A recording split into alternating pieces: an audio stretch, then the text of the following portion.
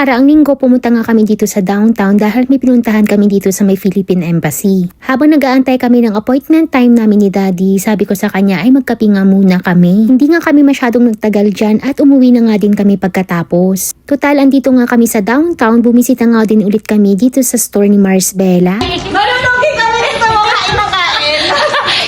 Kinagabihan naman, hindi ko alam kung anong trip nitong aking anak. Alas 8 na nga ito ng gabi at ang gusto niya ay maglibot-libot kami. Namimiss niya siguro ang Pilipinas dahil nung nagbakasyon nga kami sa Pilipinas, kahit gabi naglilibot-libot. Mabuti na lang talaga hindi masyadong nag-i-snow tapos hindi rin masyadong malamig. Anita na, ini mga kan. Una kami lahat. Wala kami la, Trini. Wala kami la, mula laingan. Aka-pajama kami. Ate, mag-hi ka kila tita. Hi ka kila tita. Nita na ini, awit to ni, ulos to ni. Anyways, mga Mima, eto talaga yung pinaka-highlight ng aking vlog ngayon. Meron akong isi-share. Meron akong isi-share sa inyo. Nakita ko lang ito sa TikTok. Baka sakaling makatulong sa inyo kasi lalo ngayon, taas ng mga bilihin.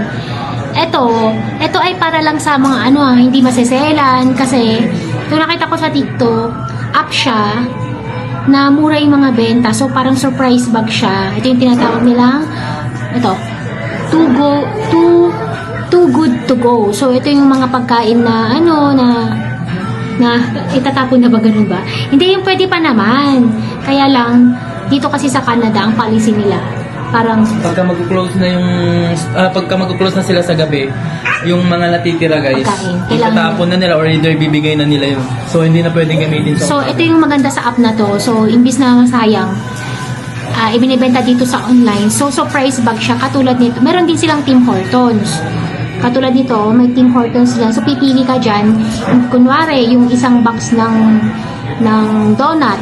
Yung isang box talaga ng donut is nasa $15.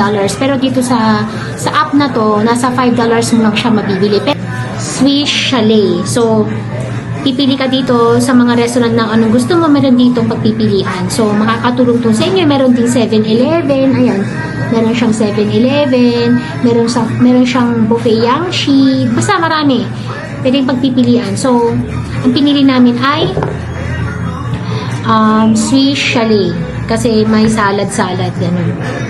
So, Nung naka-reserve na nga ako dito sa may Swiss Chalet, hindi ko nakita yung pick-up time 8 to 9. Hindi na kami makaka-pick up ng ganung oras dahil nagmumuryot nga itong si Baby Carlos. Kaya kinansel ko na lang at sabi ko kay Daddy sa ibang araw na lang namin gawin. So ngayong araw hindi rin kami masyadong busy kaya sabi ko itry namin yun. Kaya gumayak na nga ako agad-agad at commercial nga muna, ganito po pala yung ibinebenta ko sa inyo na Veja. Nung nabili ko yan regular price pa at ngayon naka-sale na kaya this is your chance kung gusto niyo ng ganitong sapatos PM lang po kayo. Sulit na nga ito, halatang halata naman dahil ang dumi at lagi ko kasing sinusuot. Sa mga bago dito sa aming page at napadaan nga lang dito sa aking vlog, isa po kaming online seller dito sa Canada na nagbebenta ng mga original na bags katulad ng Michael Kors, Coach, Kate Spade at kung ano-ano pa. Kaya kung naghahanap kayo ng original, authentic, kahit ano pang tawag nyo dyan, PM lang po kayo at lagi po kaming naka-live every week, minsan every 2 weeks. So, back tayo dito sa may Too Good To Go. Nasa sasakyan pa nga lang ako ay nag-order na ako para pagdating namin ay ready to pick up na agad. Disclaimer lang po, hindi po ito sponsored or affiliate po sa kanila. Nakita ko lang din to sa TikTok at gusto ko lang din ma-share sa inyo. Gaya nga ng sabi ko sa inyo, sa taas ng mga bilihin ngayon, kailangan natin magtipid. Up yung aming Tim Hortons na worth $5. Tingnan natin kung worth it kasi nakita ko lang. Oo, nakita ko lang din yun sa TikTok. So pakita ko sa inyo kung ano yung laman ng surprise bag nila.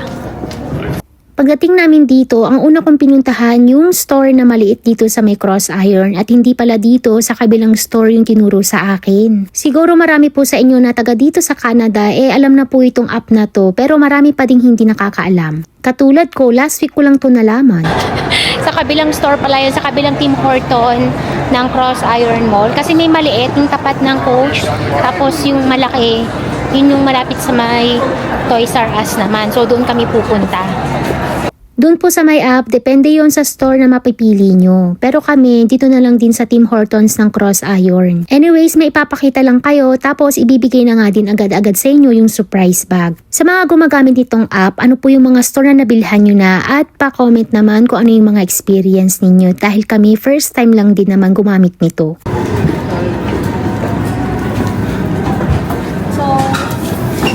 yung binayaran namin guys. 499. Yan, pick up. So, ito yung laman. Let's see. Oh. Ano yan?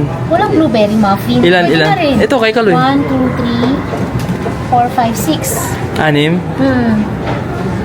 Pwede na kasi magkano ba 5 isa? lang. Mahal lang isa. Ito something na eh. Diba? So, 34 ang isang muffin. Alam ko. Yan guys, so may croissant. Favorite ni Carlos. Eto na nga yung $4.99 sa atin sa pesos ay nasa 200. Mga kaysa itapon, ibibenta na lang. Pero, sayang din naman kasi, diba? O diba nakatipid ka na tapos nakatulong ka pa na may maitapon na pagkain.